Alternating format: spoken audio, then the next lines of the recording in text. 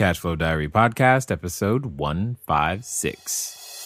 Welcome to yet another exciting episode of the Cashflow Diary Podcast, the podcast that teaches you insider tips, tactics, and strategies for creating leverage streams of cash flow into your life. Learn from top-performing entrepreneurs, business owners, investors, and thought leaders from across the globe as they share their secrets to success. Like what you learn on this and other Cashflow Diary podcast episodes? Go to learninvestingnow.com and sign up to receive powerful tips and information that will help you succeed as an entrepreneur and investor. Now, here's your host, investor, entrepreneur, business owner, educator, speaker, author, and master facilitator of Robert Kiyosaki's cash flow game, Jay Massey. All right, ladies and gentlemen, welcome to another episode of the Cashflow Diary Podcast. I am your host, Jay Massey, and guess what we're going to talk about today? I know, you're wondering. That's right, it's cash flow. So here's the thing. When it comes to creating a business and building cash flow and making things happen, at the end of the day, you only have three ways to make it happen. You can either you can increase the number of customers that you have. So you can just go get more customers. You can increase the frequency with which those customers absolutely purchase, or you can, increase how much each customer is actually spending. Those are your choices. It's one of those three things. Now, today's guest is an expert in increasing customer loyalty. And another way of looking at that is getting them to come back more frequently and to buy from you time and time again. And if you ask me, as a real estate investor, the one thing I am definitely concerned about as a landlord is making sure that they keep coming back time and time again to pay the rent. So I'm eager to hear what Noah Fleming has to say. Now, you may not know Noah, but you probably do. He's a thought leader in strategic marketing and customer loyalty. He's been the trusted source for coaching and consulting for thousands of owners, executives, and individuals. And he's consistently helped clients dramatically increase sales, multiply their profits, and maximize customer value. Now, see, that's that last word I like, maximize customer value. Now, he's recently released a new book called Evergreen, which is, again, another word that I want to dig into to find out more about. So help me welcome Noah Fleming. Noah, you there? I'm here. Thanks, Jay. Thanks for that wonderful intro. You're welcome. You're welcome. You're welcome.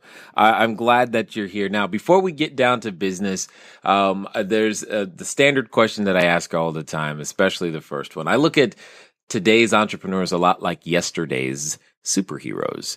And, if you think about superheroes, they fly around, they dress up funny, they wear, tights and capes and boots and masks and save people. That's kind of what they do. They get dressed up to do their work. And that's kind of what entrepreneurs do. We save people. Occasionally we get dressed up, even if it's in bunny slippers, it's okay. And we go out there to provide people products and services that we believe improve their life and save them in some way. However, every superhero has that alter ego or first identity, etc. And what we really want to know is, before you were, super author, business consultant, saving thousands of entrepreneurs from themselves, who is Noah Fleming? So, Jay, I came out of university and college years ago, and I had this world that the world was my oyster. I had followed that traditional path, and I went out into the working world, and it took me a year to find a job. And when I finally found that job, I started as a marketing representative for the city where I lived. And no joke, maybe 3 hours into my first day, I realized I had made a big mistake. and I realized that, I had fooled myself into believing that was the path I needed to follow. But I had grown up as an entrepreneur. I had always been starting companies and starting businesses and always trying to put money into my pocket. One of the lines that my father used to say to me was, write your own paycheck. He worked in a factory his whole life. And he always used to tell me, his paycheck was determined by someone else. I should determine my paycheck. And he always stressed that to me. And so I always did things. But then I thought, no, you know what? I have to follow the path that everybody tells me I need to follow. So literally first day into my job. I realized I made a mistake. I went home that night and I told my wife, I'm quitting my job. And she said, what do you mean you're quitting? She said, what do you mean you're quitting your job? It just took you a year to get your job. And she's not very risk tolerant. As I said, I've been an entrepreneur, so I'm very open to risk. I'm open. I can thrive on risk. But she said, tell you what, if you can earn the same amount of income or more for 6 months, then I'll trust you in quitting your job. I'll trust whatever you do. And so I said, okay, that's fair enough. That's a fair deal. So 6 months to the day, I walked into my first job out of school. And I told my boss that I would be leaving. And that was in 2005, and I haven't been back since. So there's a big jump between 2005 and 2015, but that was the start of it, where I walked away from my first corporate job. And I started doing what I knew how to do, and that was to help others, like you said, to provide value to others, to help people grow. And so that took me from working with really small mom and pop shop businesses to working with entrepreneurs all over the world to now working with substantially large organizations. And so that's brought me to this point where I've got my new book out, and lots of great things are happening. Indeed. Right now, I'm just trying to imagine 3 hours in, dude, you didn't even make it to the first lunch break. You're just like, I'm ready to go. I mean, you didn't even get a chance to get that far, and you're like, I'm out of here. I'm ready to go. That's somewhat comical to me, especially you spent all that time. So here comes the question then. If you had that instinct, why did you even follow through to go find out? Why did you even go down that road? I mean, what was so motivating? What was pushing you in that direction anyway? Well, I mean, two things. Even though my father always told me to write my own paycheck, he also was a firm believer in a great education, right? And getting that education, getting that degree. But the second big issue was the myth of security, of safety, the myth that the corporate ladder was meant to be climbed, the myth that was the route that everybody else followed. So, I'm foolish to not follow that, because now I'm a big boy, right? Now I've actually got to enter the working world. I'm not just doing little side businesses or entrepreneurial ventures on the side. Now it's time to get serious. And so that was the myth I bought into. And as I said, I realized very quickly that I had made a mistake, and thankfully I was able to trust my intuition and my gut and make that move. Yeah. Well, I would say, I hear this concept of getting serious and whatnot, and for everybody listening, I would say it gets serious the moment you say, I am not going to work a job, because now you got to really have a plan. That's when it gets serious. That's awesome. Okay, so I guess as you're going on this journey, so you're going, hey, I'm going to quit. Where did you get the inspiration of what it is, or how you were going to save people, so to speak? I mean, it's one thing to say, I hate my job and I'm going to do something differently, but where did you pull that, here's what I'm going to do that's going to be of value to people? Where did that come from? Great question. So before that, and during my time in school, I was, as I mentioned, I was working with really small mom and pop shops, businesses in the town where I lived, helping them with very simple marketing tasks. And so I knew I was good at that. I went into the marketing world. That was my first job. So I knew I was good at marketing. So in 2005, the internet was still really, really young. You could put up an ad and you could drive traffic to it with Google AdWords with no competition. So I said, I'm gonna take my services and offer them to anyone in the world. And my wife laughed at me and she said, well, what do you mean? And I said, I'm going to build a simple website where I'm going to offer advice to people for X amount of dollars per month. And so again, my wife laughed and said, okay, good luck with that. And a few weeks after I set that up, somebody paid me. Some guy from Australia all of a sudden submitted a recurring revenue subscription of $30 a month, in which he could ask me questions and I would answer. And I looked at this and went, oh, holy smokes, right? And I wanted to do And I made it a goal when that first guy gave me $30. My goal was that I would never let that $30 stop. And so retention and the idea of loyalty became such a strong focus to me. Well, all of a sudden, one person in Australia became 10 people, and then 10 became 50, and 50 became 100, and then 100 became 500. And so eventually I had a whole community of people paying me for really, text-based advice on how to do things a little bit better, or to review ads they were doing, to review their marketing plans.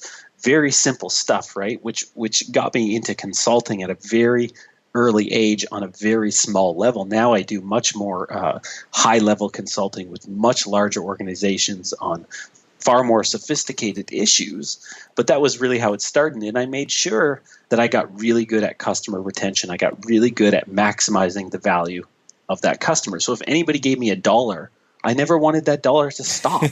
Right. Yeah. My precious dollar. Yes, I get it. It's totally now. Well, here's the question: is I mean, for somebody listening right now, they're just probably like, hold on. You mean someone all the way in Australia actually paid you money and you turned that into a business? That makes no sense. And I'm sure they would have been very similar to your wife. Like, good luck with that. But that's a real and viable economic way to go out there and make business today. Sure. I mean, look, there's you can start a community on the web about anything, and chances are, if you've got great value to offer somebody, there's somebody out there that's willing to pay for that. And so, again, in 2005, that was a little bit easier to do than it is today. There was a little less competition out there. You could say that again. And so, being sort of in the right place in the right time at that point, I was able to capitalize on that, and that. But what that did was that didn't turn into the business that I kept. I don't have that business anymore. In fact, I walked away. That was another step where I went home and I had this other discussion with my wife, where 4 or 5 years after that, we'd paid off our mortgage of our first house. And then I went home one day and said, okay, now I'm going to walk away from all these people paying me $30 a month.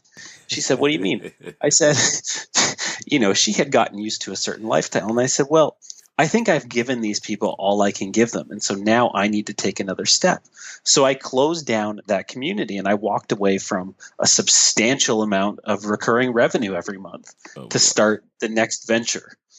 And so again, though, she trusted me in that. And, there was a building process again, but I'm a firm believer that we just live in a time with such great opportunity that if you're open to seeing the opportunity and open to trying something and taking a risk and taking advantage of all this great opportunity, then you can make it work. And so that's sort of how I live my life at this point, Jay. So, okay, let me guess. So by the time we're done here, you're going to change your mind and do something new, or what do we how long do we have before? Absolutely not. Absolutely not. I as I mentioned, I got really good at customer retention and really good at loyalty.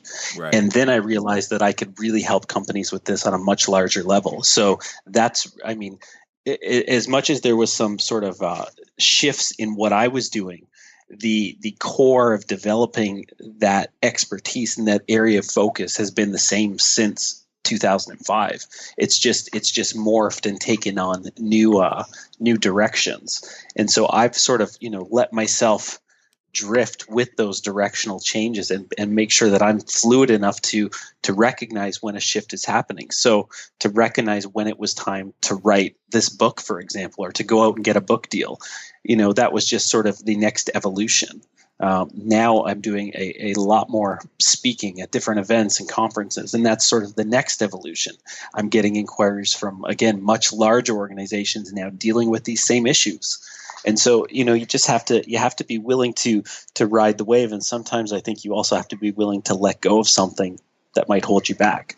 Indeed. Agreed 1000%. Now, being in I definitely want to spend some time diving into the book, but before we get there, me personally, so now, everyone listening, Jay's going to be a little selfish and start asking some questions for himself here, because in the landlord space, The one thing that I'm always thinking about is, keeping turnover low, making sure that the tenant, pays the rent again and again. And I tell people all the time, look, they say to me, I don't want to sell anything. I just want to be a landlord. I'm like, you don't understand. Landlording is you're selling the same thing every 30 days, period. And you've got to make sure you deliver consistently in all of those ways. I'm curious to know, just maybe if it's real estate specific, that's great. If it doesn't necessarily have to be, I would love to know, like, what is Noah's top 10 ways to produce and foster customer loyalty? I would love to know something like that. Well, you're giving an interesting example, right? A landlord-tenant relationship is I've never been a landlord. I've been a tenant for a short time, but I'm going to go out. I'm going to change the sort of direction there and say that it's a little bit different relationship than a customer relationship. However, you can learn from the ways that companies would seek to improve customer loyalty. And the first thing that comes to my mind is be a good landlord, right? There's a lot of bad landlords and there's a lot of bad tenants, just like there's bad customers. We're not going to talk about bad tenants. Keep going. Don't tell them that. They might not want to do real estate ever again. It's all good. It's all good. But that's really the first thing that comes to mind is to not treat it like an investment, to not treat it like a business, but to recognize that you're dealing with real people with real emotions. I often tell a lot of my friends in the real estate business that they don't understand that buying a piece of real estate is the most emotionally engaging decision that somebody might ever make in their entire life, right? Buying a house, signing a mortgage paper. And I think sometimes realtors or people in that industry, they take that for granted. So I think that's the first thing, is to realize that you're dealing with real people and real emotions, and being aware of that, and being what's the right word here? Being caring to that and understanding to that. And I think there's too many people out there that are just worried about the investment, just making sure the check clears. The check has to clear. That's important. But if you treat people like humans, they're going to be far more open and willing to make sure that you have the check on time. It's a relationship business, right? And far too often it's looked at as an investment business. And while you make money from the investment, you have to develop and nurture and care for the assets. And the assets very often are the people or the customers. And I think that's just something that we're far too neglectful of. You know what, Noah? You may not know this or not, but you'd make an excellent landlord, because that's exactly the mantra that's the slight we have to take in order to make properties work. It's so the property matters, but the people matter more. And our mission has always been to provide clean, safe, affordable housing to people that need it when it matters most. And if we fulfill on that in all the aspects, what ends up happening is exactly what you're talking about, which I totally enjoy. What would you say, though? Because when you're out there helping people, from the small business owner to the larger business owner, they're all experiencing similar issues when it comes to loyalty. I mean, when you've got the competition, I know for me, here's how I know how I shop a lot of times. I will go to the store, like a retail store, for example.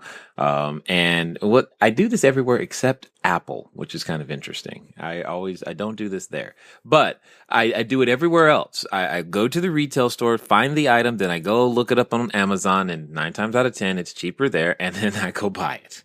So, it's kind of interesting that that's the case. But with the internet and the competition and the availability of information, how on earth is a company to even have a shot at producing loyalty when it feels like everything that they're doing, everyone else is doing too? Well, so again, another great question. One of the things that I teach is that you're not going to get everybody. So Amazon is the largest retailer on the planet, I believe. Right? Actually, I believe Walmart might be ahead. Amazon is probably the largest online retailer on the planet. I talk a lot about Amazon from a customer loyalty standpoint because they have some of the most loyal customers on the planet. And It's not because of price. There's a number of price is part of it, but Amazon does truly try and build that relationship with the people that fit their sort of ideal customer profile. So Amazon doesn't care that a price shopper might not become loyal because they're going to get them anyways. But there's something really interesting that Amazon does, which I talk about in Evergreen. Often if you go to the Amazon front page, there's these handwritten letters from Jeff Bezos. And very often they're loaded with things that might be provocative, things that might express his viewpoints a little bit more, things that might turn some people off. And what I say in Evergreen is Jeff knows that this isn't just cutesy marketing. It's not just something. He's actually making a connection with people who buy into Amazon's core values, their core beliefs. He's connecting with them on a one-to-one level. So he doesn't care about the people. Well, he does. Let me rephrase that. He doesn't necessarily care that the wrong people might be turned off for it because he's going to get them anyways. But what he wants to do is make sure he develops a connection with the right people. So it's the same thing with businesses. You're not going to get everybody, but as long as you're ensuring that you're making a strong, concerted effort to connect and resonate and develop relationships with the right people, then you can build strong customer loyalty. So I give examples in the book of companies from every field, a tire store, for example, that sells tires to people, but has an incredibly strong loyal customer base that in turn generates referrals, generates word of mouth marketing. Customers continue to shop there, so they have great customer lifetime value. I give examples of guitar retailers. I give examples of toy companies, restaurants, big and small. And so there's companies out there that are doing it. The key is to know who those people are and how to connect with them and to ensure that you're doing those things on a regular basis. Day in and day out marketing is really what I call the key to customer loyalty. Got it. Makes perfect sense. Now, for the sake of everyone, I just want to make sure, because I know recently I ran into this term and I had to learn it. And I tend to abbreviate things when I call it CLTV. And for most of the realtor or real estate related people, they could be thinking, I'm thinking combined or cumulative loan to value, things of that nature. But that's not what I'm talking about. But you said it. You said customer lifetime value. Could you unpack that a little bit so that we can have an understanding of, and most importantly, how you see it, how you calculate it, what that means and really why it's important? Are you tired of letting good cash flow generating ideas go to waste? Go to cashflowdiary.com/ready to apply for a complimentary, yes, that means free, one-on-one breakthrough session. Take action now. Go to cashflowdiary.com/ready. Again, that's cashflowdiary.com/ready. Before we get back to today's episode of the Cashflow Diary podcast, your host, Jay Massey, has some important insights to share with you.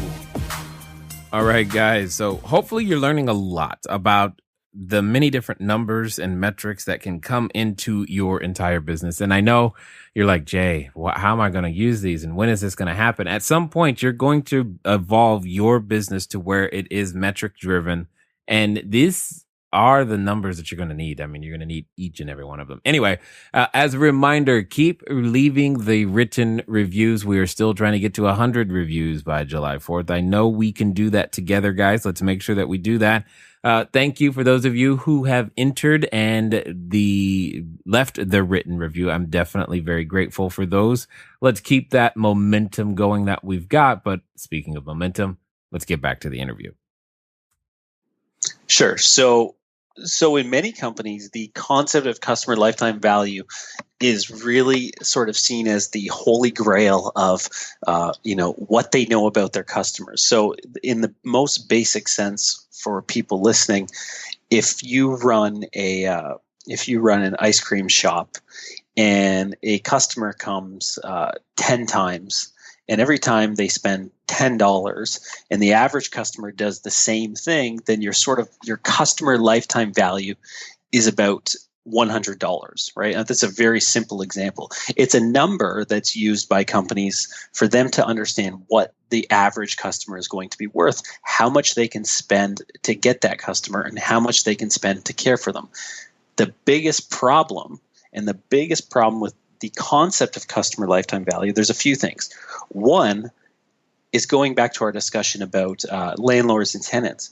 Using an average number to make all your sales and marketing decisions is a mistake.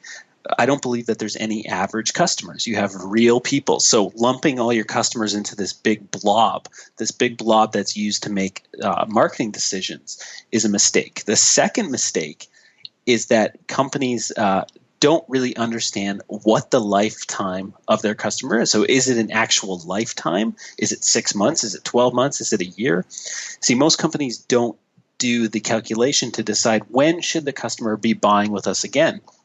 Is the customer still a customer?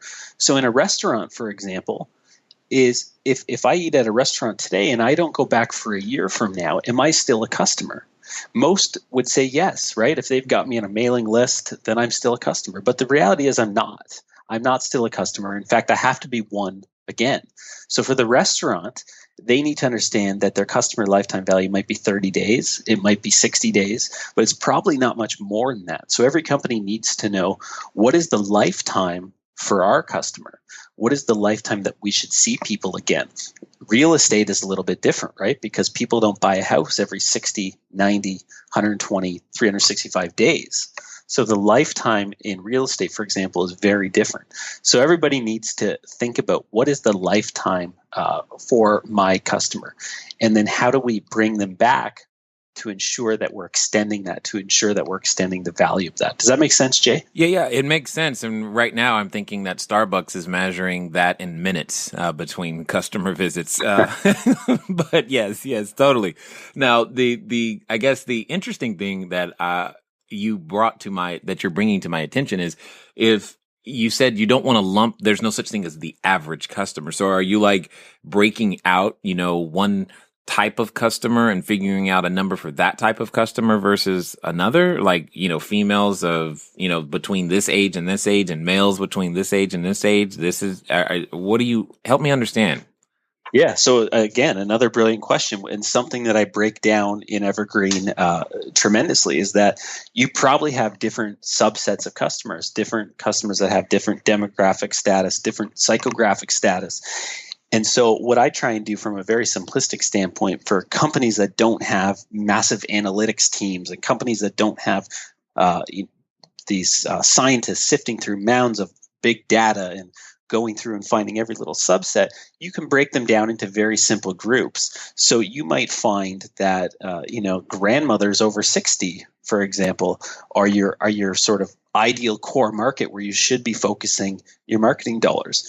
You might find that one place where you advertise or market your company brings in a different type of customer. So knowing that is key. The issue that most companies run into is that they have one mailing list and they have one group of customers. And so everybody gets the same message all the time. And it's hard to try and break that apart. It's hard for companies to see how they would actually manage that. But if you start to chunk it down, you can do that. So for example, if I sold guitars, I might break out left-handed guitarists. And then anytime I've got a left-handed guitar promotion, I only want to email those people. It's really simple. You just want to target the right message to the right person at the right time. And if we group them all together with that big sort of average blob that I mentioned, then we're not really marketing effectively. And we can never market effectively if we're doing that. Okay, now so that just maybe I'm splitting hairs here. Is it market effectively or market efficiently? Which is it? Really? Well, I think it's both. It's both. If we wanted efficient is to have the one big mailing list and send everything to everybody and not worry about it. It's to have that one sort of core customer that we try and go after. Marketing effectively and marketing to maximize value, to maximize customer value, is about knowing where to dedicate your marketing dollars, who to spend more money on than others. Some customers are going to be higher value customers. In turn, those customers probably are a little bit more deserving of your attention, or perhaps even marketing dollars. Are there lower value customers where you should be trying to increase frequency? So just breaking up all those different subsets. You talked about the 3 ways to grow a business, right? Well, one of the subsets is the customers who are less frequent. Right. Their marketing should be a lot different than the customer that comes in every day. And Starbucks is a great example of that. Starbucks sends more offers to the less loyal customers because they know the loyal customers are coming, and so the less loyal customers are more often going to get promotions sent to their phone or sent to their email, because what they're trying to do is they simply want to increase frequency with you, and they know that once they get you to a certain point where it becomes habitual, then they can stop. They can lay off a little bit, and they can then focus on the next segment. And again, any business can do this, right? Any small business can break apart their customers and figure out when was the last time we saw them, what is unique about them, who is at risk of leaving us, who hasn't been here for a while. These are all the types of things that make money. Huh. So you're saying even if I don't have a recurring revenue product, which is one of the reasons I by the way, I enjoy real estate. It's a recurring revenue product. You're saying this still can apply in some way, shape, or form?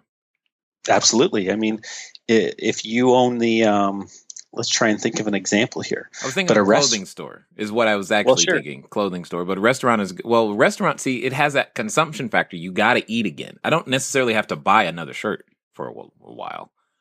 That's right. So again, if we know that you've visited today and we don't see you for a year, should we be marketing to you the same way? And the reality is most companies are, but the reality is there's probably a better way.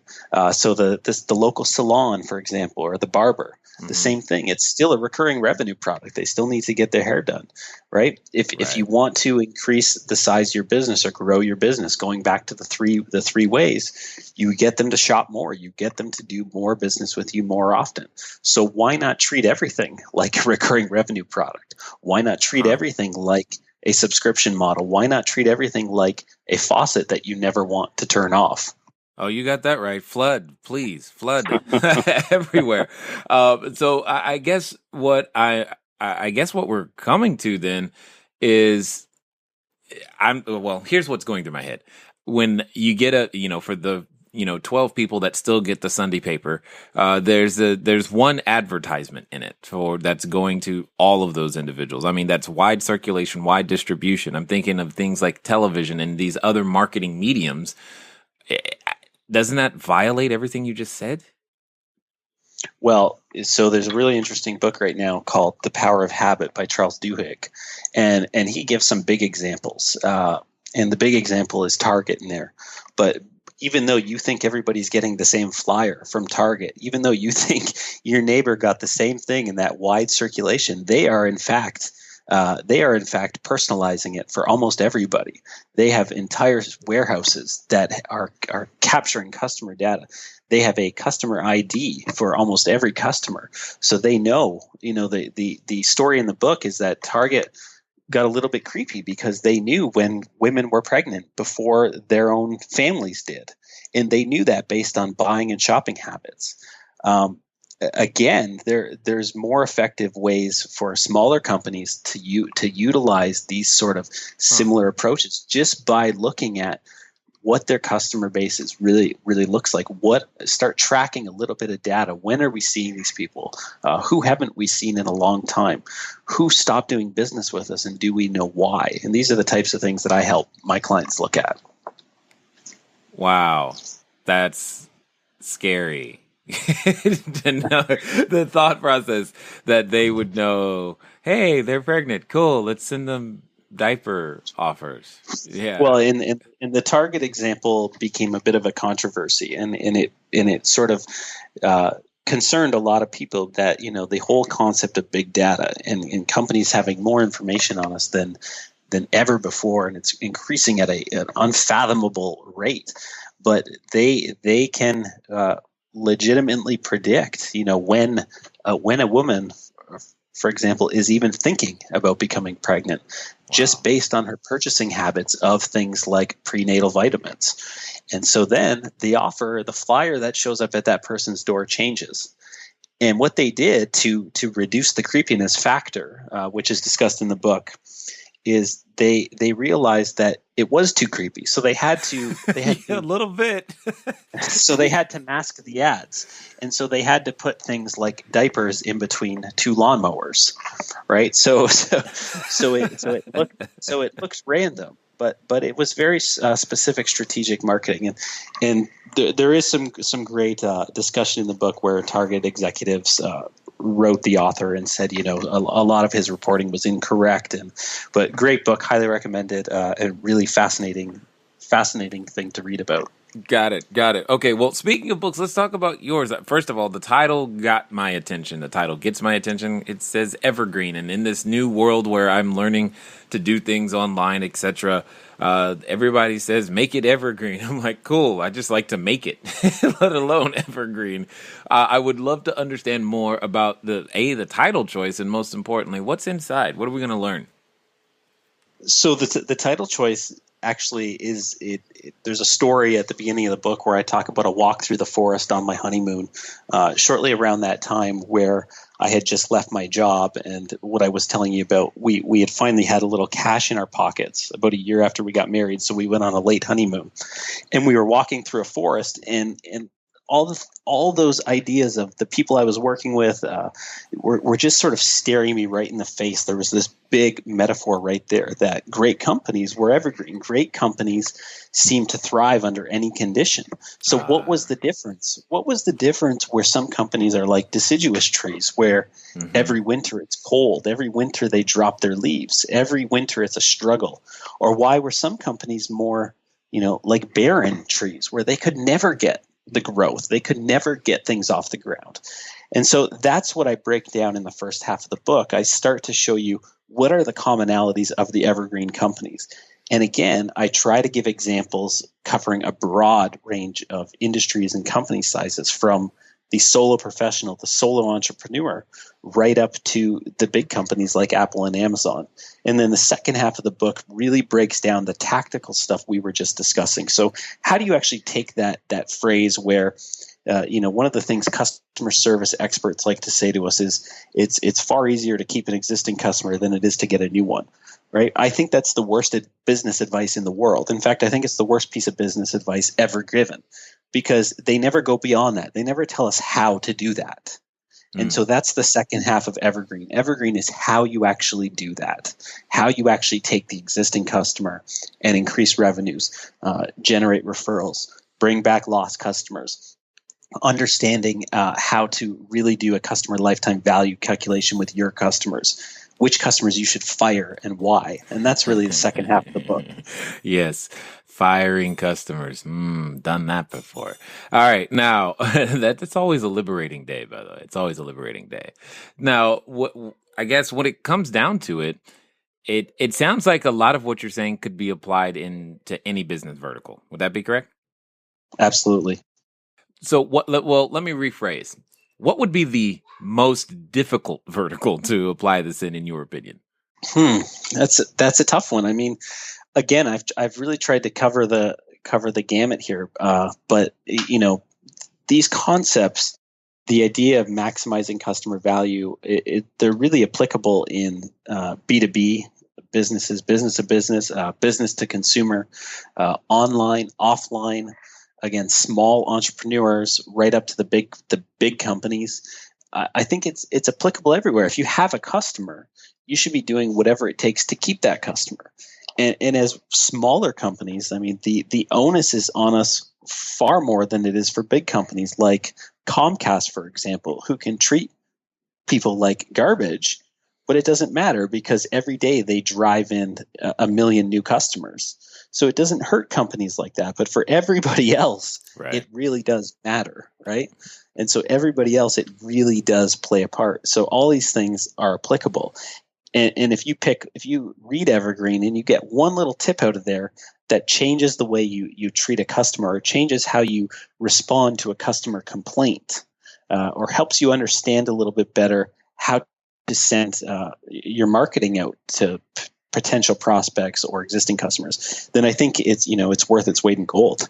Now, is there any way we could get you to apply some of these principles to, say, the Department of Motor Vehicles, because that would be really awesome. I'm just saying, because they don't seem to respond to my complaints at all. I don't think they care, and that's not good. Yeah, and they might not, right? I mean, it's sort of the same thing. First of all, you've got a lot of employees who probably also don't care to be there, but there's really no motivation for them to do any better. Just like we have these rogue Comcast employees that send out vulgar things on people's bills because they call and they cause a ruckus.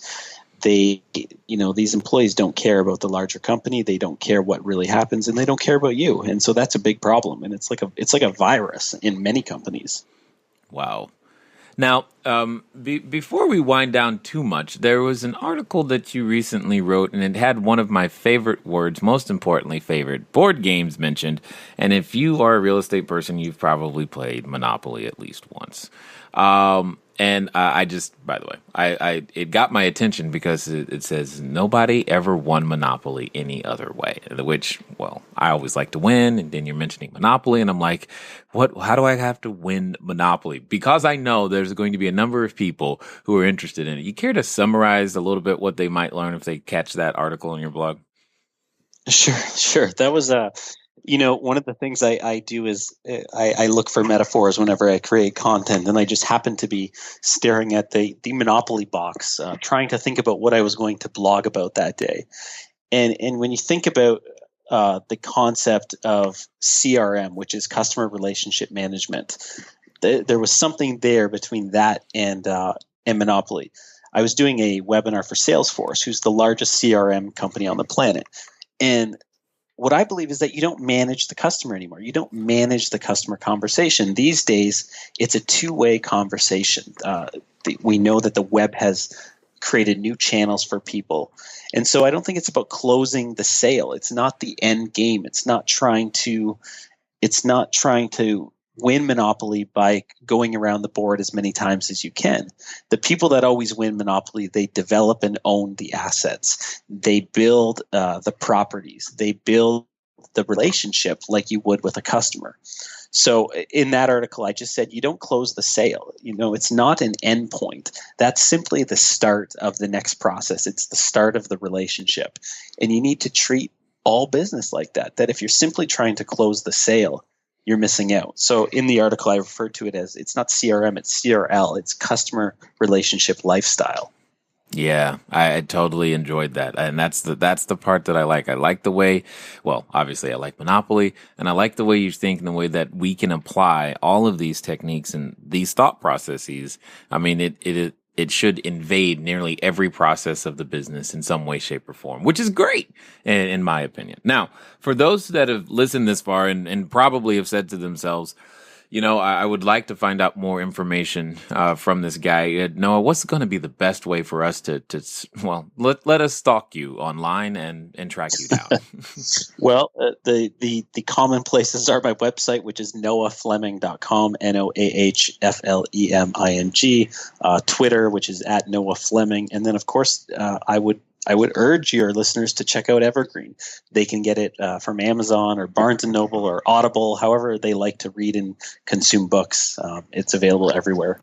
Got it. Now, as we get to the final question, I gotta ask. There's probably someone right now who's listening, and especially after listening to you, they probably they go, you know what, I can do this, or my business can make it, or hey, we should do that, or they're considering for the first time putting on that superhero outfit, saying, you know what, I'm gonna save people. Gosh darn it, I can do what this guy's talking about. My idea is great. However, there's still a little bit of hesitation. They're still feeling just possibly like, maybe, I don't know if it's going to work. And, I would like to, but what if I don't make it? What would you have to say to that person right now? Well, as entrepreneurs, we hear a lot about the fear of failure. right? And it's something that a lot of entrepreneurs talk about, is that they fear failing, they fear they're not going to make it, they fear their idea isn't going to work. But the fact is that a lot of the fear of failure is really just procrastination, and it's procrastination to not try, to not take a chance, to not do it. Any of this stuff can be done on the side. Anything can be tested. Anything can be done with a couple hours one night or on a Saturday. Everybody's got the extra time. It's a matter of just trying it. And you never know what's going to stick, but you'll never know if you don't do it. And so I'm not afraid to put anything out there. I'm not afraid to say anything that, if it sounds good in my head for even a minute, I'll put it out there and then I move on. The fear, I work with a mentor very closely, and he talks about that when you're 80% ready, you move. When you're 80% ready, you go. If you're constantly striving for 100% or perfection, you'll never do it. And I mean, look at the best example of that is Windows, right? Oh, man. Microsoft launched Windows back in the day. They were probably 20% ready. And I wouldn't even think Windows is at 60% yet at this point, but I'm an Apple guy, so I have to say that. Yeah, well, no, yeah, I'm an Apple guy too, and I agree with you 1,000%. Like, really, when you think about, that's a great idea right there. Just think, all of you out there who are going, but I'm not ready yet. I'm not ready yet. If you remember that the Windows product, just think about where they are today and where they would be if they had waited until it was perfect. You can't wait. I mean, you just have to move, and it's the 80% rule, right? When you're 80% ready, you go. Yeah, or rather, when you think you're 80% ready, you may not even. You may think you're 80% there, and then you go, oh, well, maybe I wasn't, but that's okay. You went and you began to make things happen. Well, sir, I definitely appreciate the time that you have taken to be with us and invest here with the Cashflow Diary audience. Well, Jay, I appreciate you having me. It was a fabulous interview. Thank you. All right, ladies and gentlemen, you know what it's time to do. It's time for you to move at the speed of instruction, which today absolutely means go check out the book Evergreen. Go pick it up, because you heard more than one thing today that you're like, you know what, I should do that, or that definitely would help me as I go out there to build my business and grow cash flow. Remember, there's only 3 ways to make it happen: more customers, make them come back more frequently, or increase the amount they're spending every time they walk through the door. And now you know that all of that can be achieved with loyalty. It's been fun talking to you guys today, and I look forward to talking to you soon. Until next time.